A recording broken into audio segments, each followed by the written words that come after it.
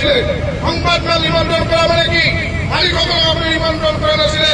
মালিকসকলে এটা বেলেগ পৰ্যায়ৰ মানুহ আৰু সংবাদ মাধ্যমসকলে বেলেগ পৰ্যায়ৰ মানুহ আপুনি সম্বোধন কৰিছিলে সাংবাদিক মেল এই সাংবাদিক মেলত বিভিন্ন ধৰণৰ সংবাদ প্ৰতিষ্ঠানৰ মানুহ তাত উপস্থিত থাকিব পাৰে আপোনাৰ যদি সৎ সাহস নাই আপুনি সেই সৎ সাহসী সাংবাদিকৰ যি প্ৰশ্নৰ উত্তৰ বিচাৰে সেই প্ৰশ্নৰ উত্তৰ যদি আপুনি দিব নোৱাৰে তেন্তে তেনেকুৱা ধৰণৰ সংবাদ মেল আপুনি পাতিব নালাগিছিলে আপুনি সংবাদ মেল পাতিছে প্ৰশ্নৰ উত্তৰ দিব নোৱাৰি আপুনি অকাবাদা পথেৰে আপুনি সাংবাদিকক অপমান কৰিছে এই ধৰণৰ অপমান আপুনি সহ্য কৰিব নোৱাৰো পৰৱৰ্তী সময়ত আমি আপোনাক আহ্বান জনাইছো এই ধৰণৰ সাংবাদিক মেলক যদি আপুনি সংবাদসকলক এনেকুৱা ধৰণৰ অপমান কৰে অকল আপুনি বুলিয়ে নহয় বিজেপি চৰকাৰৰ মন্ত্ৰীবিলাক আপোনাবিলাকক যিসকলে এটা সাংবাদিকসকলে অপমান কৰি আছে তেখেতক আমি হত্যা দিব বিচাৰিছিলো সংবাদ মাধ্যম ভাৰতবৰ্ষৰ এটা চতুৰ্থ স্তম্ভ আপুনি যদি নাজানে আপোনাৰ যদি নৈতিক জ্ঞান নাই আপুনি শিকি ল'ব ভাৰতৰ সংবাদ মাধ্যমৰ ইতিহাস আপুনি পঢ়ি যাব খুচৰি যাব আৰু মই বেছি নিশ্চয় নকৰো আজিলৈ বৃহত্তৰ ডিব্ৰুগড় প্ৰেছ ক্লাবৰ প্ৰতিনিধি কাৰ্যসূচীক মই সমৰ্থন জনাইছো অনাগত দিনবিলাকত কোনো ধৰণৰ মন্ত্ৰী বিধায়কসকলে কোনো সাংবাদিকৰ জাত পাত ধৰ্ম বিচাৰ নকৰে কোনো সাংবাদিকক সংবাদ মেলত মাতি নি অপমান কৰিব নোৱাৰে তাৰ বাবে অসম চৰকাৰক আমি আহ্বান জনাইছো লগতে সাংবাদিকৰ কাম হৈছে মন্ত্ৰী বিধায়কসকলকে প্ৰশ্ন কৰা আৰু কোনোবাই যদি সৎ সাহস নাই কাৰোবাৰ যদি মন্ত্ৰী বিধায়কৰ প্ৰশ্ন উত্তৰ দিব সৎ সাহস নাই তেন্তে তেনেকুৱা মানুহ সংবাদ মেল আপোনালোকে সম্বোধন নকৰিব সেয়ে আহ্বান জনাইছো লগতে অৰিহণা দিছো মূল্যবোধক অতি সোনকালে এই প্ৰশ্ন উঠাই ল'বলৈ ৰাজহুৱা সংবাদ মাধ্যমত সমাবেশ যাবলৈ আহ্বান জনাইছো ধন্যবাদ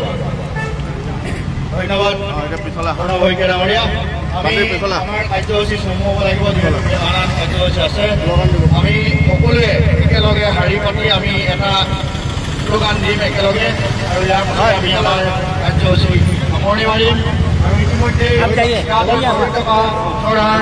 বিভিন্ন সাংবাদিক জ্যেষ্ঠ সাংবাদিকসকলৰ লগতে আমাৰ সভাকাংক্ষী সংগঠনসকলেও ইতিমধ্যে সকলোৱে মন্তব্যৰ পৰা আমি আপোনালোকক জনাব বিচাৰিছো আজিৰ দিনটোৰ কাৰণে প্ৰতিজন সাংবাদিকে আমি যিটো বেজ পৰিধান কৰিছো এই বেজটো যাতে সন্ধিয়া পৰ্যন্ত সকলোৱে পিন্ধি থাকে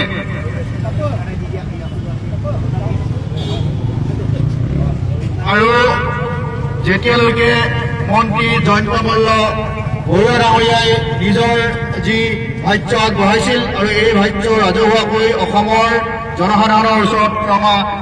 আপুনিও সুন্দৰ পৰিৱেশত হোটেলত এসাঁজ খাব বিচাৰে নেকি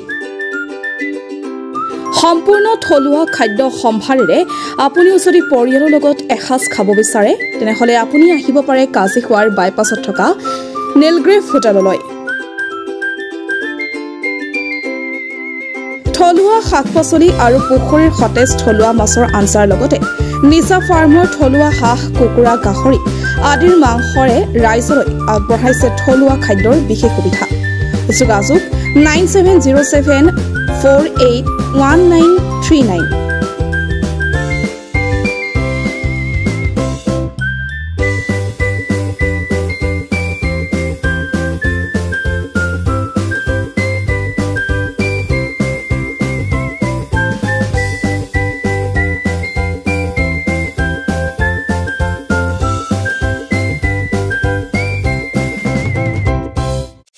চাবুৱাবাসীৰ বাবে সুখবৰ চাবুৱা চিবি ট্ৰেডাৰ্ছত চলি আছে বাম্পাৰ অফাৰ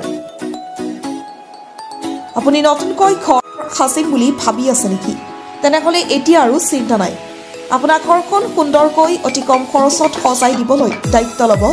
চাবুৱা চিবি ট্ৰেডাৰ্ছে এতিয়াৰ পৰা উজনি অসমৰ ভিতৰতে অতি কম খৰচত চিবি ট্ৰেডাৰ্ছত উপলব্ধ অত্যাধুনিক ডিজাইনৰ tiles sanitary fitting, PVC fitting, wall painting, tiles, granite basing ইত্যাদি ডিব্ৰুগড় দিশৰ পৰা আহিলে চাবুৱা মেছ তিনিআলি পাৰ কৰি পেট্ৰল পাম্প নাপাওঁতে আৰু তিনিচুকীয়া দিশৰ পৰা আহিলে পেট্ৰল পাম্প পাৰ কৰি পাব চাবুৱা জেবি ট্ৰেডাৰ্ছ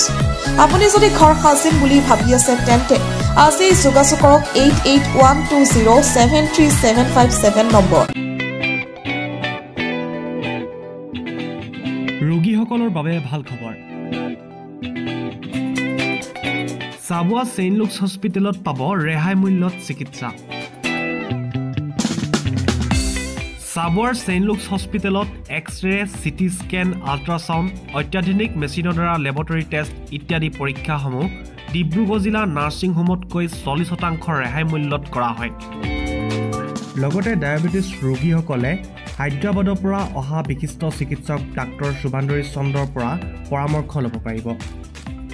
স্ত্ৰী আৰু প্ৰসূতি ৰোগৰ বাবে হায়দৰাবাদৰ স্ত্ৰী ৰোগ বিশেষজ্ঞ ডাক্তৰ উমাদেৱী ভিয়ে চিকিৎসা আগবঢ়াব। লগতে উৰিষ্যাৰ পৰা অহা চিকিৎসক ডক্টৰ ৰঞ্জন কুমাৰ জিনাই নিউৰলজি চিকিৎসা আগবঢ়ায়। গতিকে এতিয়াৰ পৰা আপোনালোকে ৰেহাই মূল্যত বিশিষ্ট চিকিৎসকসকলক তেওঁলোকৰ অন্তৰ্গত সকলো বেমাৰ দেখা কৰি পৰামৰ্শ ল'ব পাৰিব। প্ৰয়োজন সাপেক্ষে ৰোগীসকলে যোগাযোগ কৰিব পাৰিব 8822 455 808 নম্বৰত।